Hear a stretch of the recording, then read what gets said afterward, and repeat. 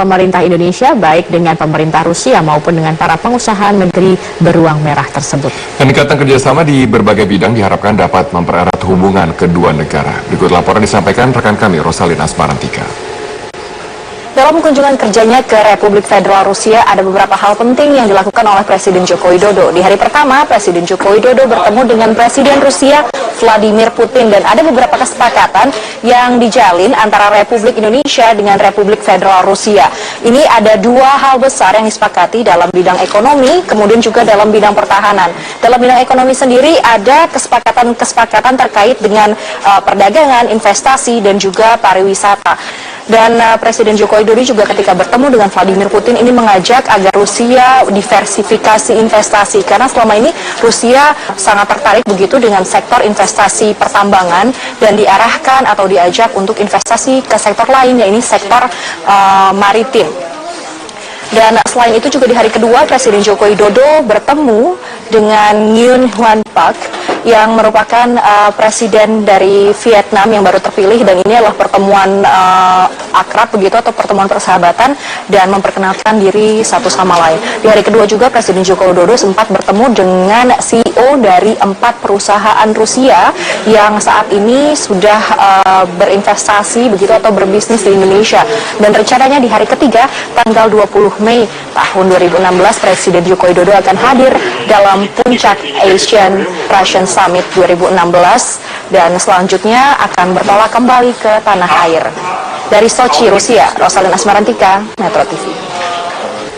Terpilihnya Setia Novanto sebagai Ketua Umum Partai Golkar secara tidak langsung mengubah struktur kepengurusan di fraksi Golkar di parlemen.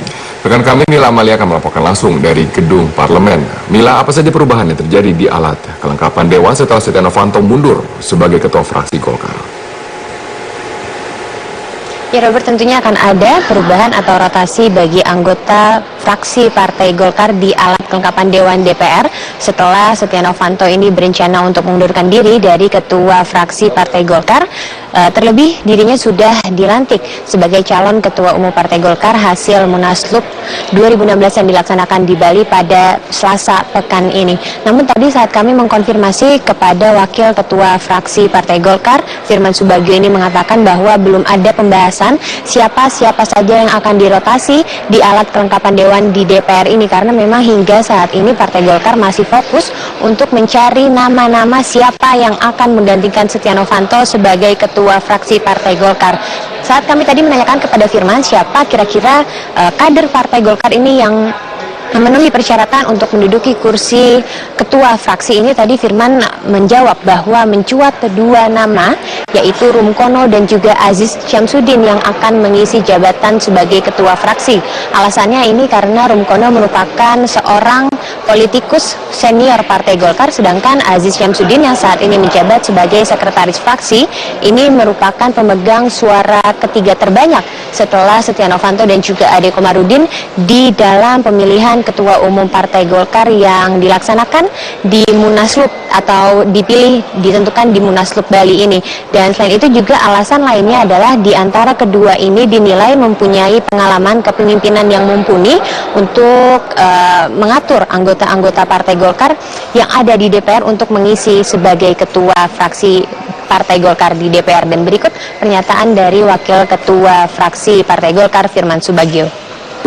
Itu ada dua ya, satu Pak Rumkono dan Pak Aziz. Nah tentunya kalau kita bicara tentang Pak Rumkono, Pak Aziz ini semuanya adalah kader-kader yang memang sudah punya pengalaman. Namun tentunya ini pertimbangan politis lainnya itu dari Ketua Umum terpilih. Karena kemenangan Pak Setia Novanto ini kan merupakan kemenangan di mana Pak Ade Komarudin itu juga punya andil. Karena sebetulnya kan masih ada kesempatan lagi untuk putaran kedua.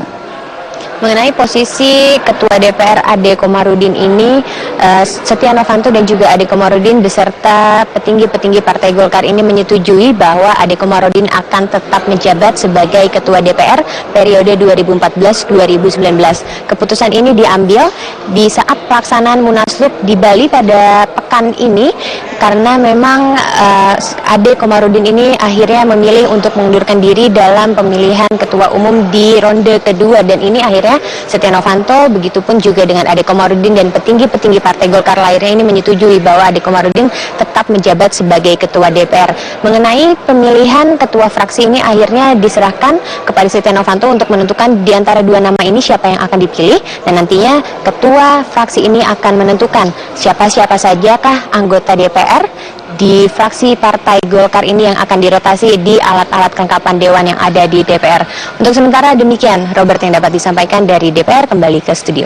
Baik, terima kasih Mila Amalia atas informasi Anda. Sejumlah partai politik yang tergabung dalam partai pendukung pemerintah menyambut kehadiran Golkar. Koalisi partai pendukung tidak khawatir dengan isu pembagian jatah kursi kabinet dan menyerahkan sepenuhnya kepada Presiden Joko Widodo. Mohon duduk. Keputusan Partai Golkar mendukung pemerintahan Jokowi JK mengubah konstelasi peta politik di tanah air. Bahkan merapatnya Golkar dalam partai pendukung pemerintahan disinyalir mempengaruhi pembagian jatah kursi dalam kabinet kerja. Namun sejumlah partai pendukung pemerintah mengaku tidak terpengaruh dengan sikap politik Golkar yang akhirnya memilih mendukung pemerintahan Jokowi JK. Di sisi lain, disadari pula bahwa merombak kabinet sepenuhnya kewenangan Presiden.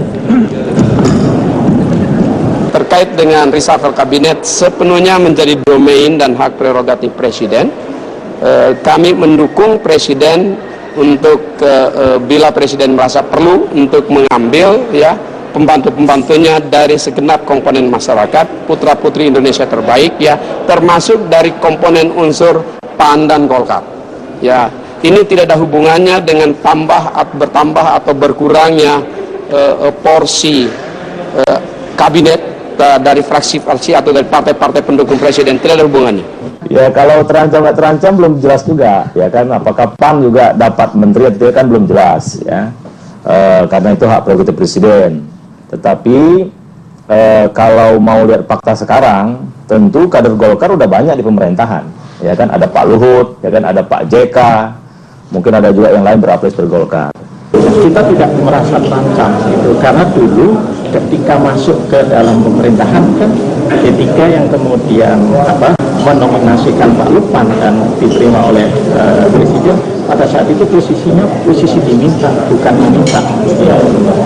Kalau kemudian karena diminta dan apa yang sudah diberikan mau diminta kembali oleh Presiden, yang kita serahkan sepenuhnya pada kebijakan Presiden.